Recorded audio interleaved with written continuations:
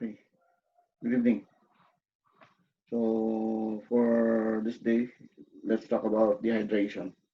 Okay, dehydration is one form of fluid volume impairment. Huh? Dehydration is one form of fluid volume impairment or disorder. The other one is hypovolemia. Okay, so let's try to talk about those two things. Okay, because they are different actually. So first one is dehydration. So basically, your dehydration, per definition, is the loss or removal of water from something. Okay, this something is basically from the cell. Huh? That is dehydration. So what are the causes? Cause of dehydration also is extreme, extreme heat, because you will be evaporating fluids from your body. Yeah, extreme heat. What else? Aside from extreme heat, you will be, if you have infection, okay, you have ingested something that is not supposed to be, or like you have bacterial infection, like no, it's not a bacteria. Your entamoeba histolytica. If you have amoebiasis, the causative agent is your entamoeba histolytica. Okay, so you have drunk a water that contains that particular protozoa, so it's not bacteria. Okay, and of course it can react. That can cause loose bowel movement that will eventually lead to diarrhea. Okay, so you will be losing a lot of water from that cause. Okay, and of course if you are very very thirsty and you haven't drink okay water for a long period of time, and of course if you had strenuous strenuous activities. Ano ba mga strenuous activities nyo? What are your wonderful strenuous activities? Exercise, like jogging, okay? So, what else? Aside from jogging, nilang alam ko. But I think you know what our strenuous activities are. Okay?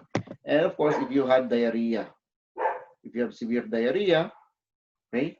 What else? If you are always vomiting, you're always vomiting, okay? You have hyperemesis due to gravidarum, possible yon. You can be dehydrated. What else? You have fever, okay? So heat, basically, if you are in heat, you will lose water, okay? And next one is diaphoresis, okay? So if you are extreme diaphoresis, of course, you will be losing water. Aside, pwedeng water din. In some cases, even the other electrolytes. Ayun. So, diarrhea still, okay? And of course, what's next? Okay? So, what is the pathophysiology of your dehydration? Huh? So, there is an inadequate water in the extracellular space. Okay? So, if there is an inadequate supply of water in your extracellular space, I'm talking about water, huh? There's less water in your ECF, okay, or your ECS, extracellular space. I think you know what is your ECF, extracellular fluid. Of course, this fluid has a space. Okay, so we call it extracellular space. Okay, so if there's an inadequate supply of water in the extracellular space, fluid continues to shift out of the cell. So malamang may magtatanong, bakit siya mag-shift? Huh? Why will the fluid be shifting? Okay, so example, this is your ICS. Let's call it ICS. This is your ECS. Huh? Okay, ICS, ECS. So we mentioned that the definition of water dehydration is losing of water from something, di ba? So if you are losing water, okay, so this is your ECS. Of course, we have basically that is your extravascular space. Okay, tapos ito yung ICS natin, dalawa. So same, there is a same, okay, level of water. So since there is homeostasis. Now, if you decrease water here, if you decrease water, same concentration to there's a same concentration of electrolytes. If you decrease water now, mas mababa na yung water, technically, this compartment is this one. This compartment is basically concentrated, correct? Because you have removed water from the different causes. Naalis yung water, okay? You have removed water. So basically, this is concentrated. So it's no longer balanced. Now, the compensatory mechanism or regulatory mechanism of this compartment will be fluid shifting. So, meaning, okay? So meaning, water now here will go there, okay, to this compartment. Yan, pupunta siya dyan. Water here will go there to this compartment to equalize the concentration of your ICS and your ECS. Nagets nyo? So, homeostasis now, okay? So, water, pag yung water pumunta dito, what do you call the balancing mechanism? Osmosis, di ba? Because it is the transfer of solvent from a lower concentration to a higher concentration. So, ito. So, if they have already balanced, okay, their balance is already balanced. But the dilemma is this compartment, like for example, it is a cell, okay? Yan, water went out. So basically, this one will shrink. Okay, this cell will shrink because there is less fluid. Gets? Okay, it went to your ECS. Okay, this is particularly your ICS. Yan. Gets? So, in the pathophysiology, okay, fluid continues to shift out of the cell. Now, if the fluid continues to shift, okay, out of the cell, tendency is the cell will shrink.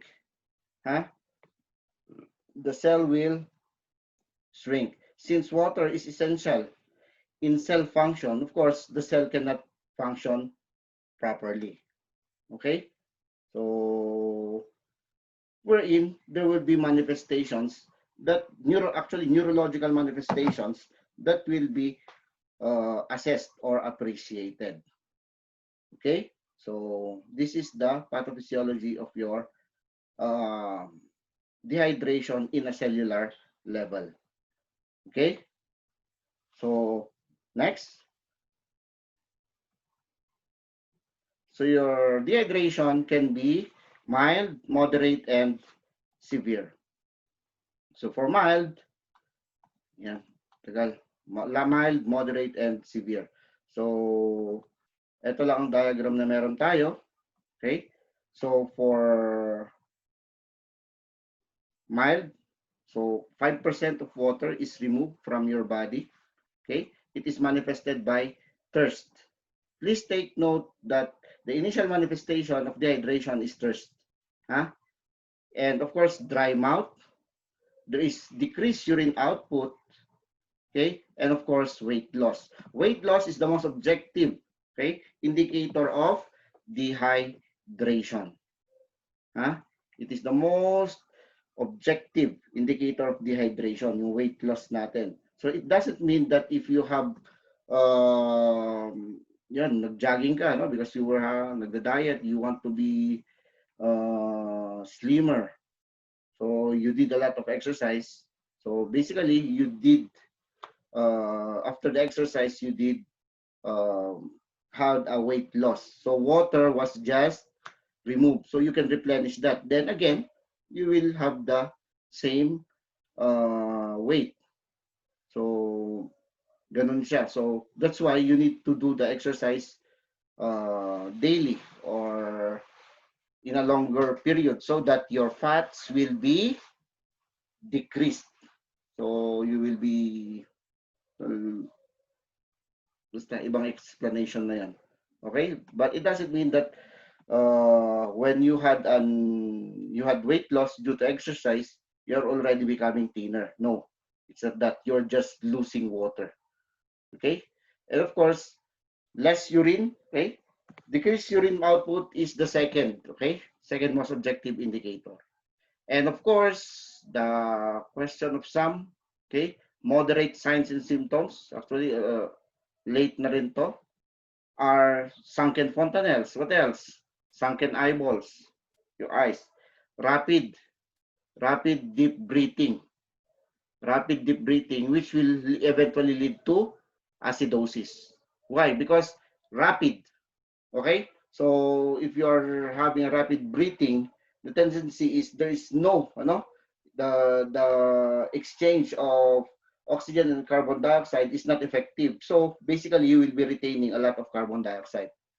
Okay, and very severe 15% of water is lost. Okay, so you will be having rapid weak pulse, and you will become cyanosis and of course cold clammy limbs or skin, and eventually, which is one danger sign, is having coma. Okay, the patient will be in comatose. Now, who are at risk? Who are at risk of having an dehydration? So please remember the word ice. Ice, ice, baby. Dung, dung, dung, dung, dung, dung, dung. Okay, so ice. The first one is infant. Second one is the child. And the third one is elderly. Okay? So you can also put sa C yung comatose patient natin. Okay? Children or comatose. Why? Why are they at risk? Bakit sila at risk? Okay? They are at risk because of inability to obtain fluid without help. So I'm talking about the elderly who are already bedridden, ano? At saka dito of course they cannot obtain fluid without help. Okay? Infants, of course, they need to cry, okay? Which is a sign that they're hungry, or of course they want to drink or what. Okay? And of course, ano pa? There is inability to express feeling of thirst. Okay? Comatose patients cannot actually talk because they're in a coma. Infants cannot talk. Okay? So, if they really are thirsty or not. Okay? So, ang ginagawa natin we give them everything, okay, until the baby will stop. And of course, highly concentrated tube feedings. Okay? Highly concentrated tube feedings. Your total parenteral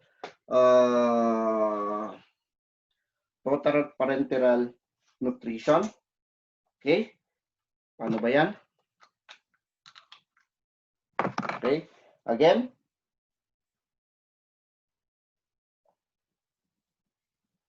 ECS, ICS. Okay?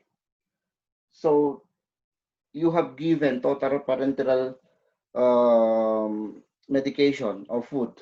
So, highly concentrated, highly concentrated tube feedings. So, if it is highly concentrated, basically, so if it is highly concentrated, you are introducing a high concentrated food, di ba? Parenteral nga, or tube feedings. Okay, so you will increase concentration of this compartment.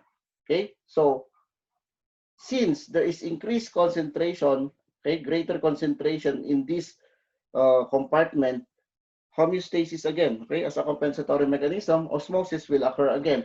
So it will contribute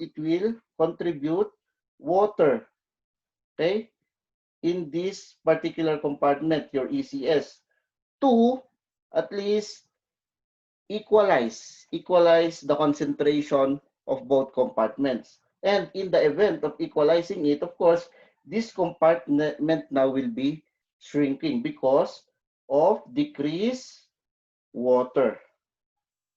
Okay, I hope you did get my idea regarding it. And next one is loss of fluid because of perspiration. Okay, diaphoresis. Ayan, yung mga infants natin, okay, they are more prone to infection.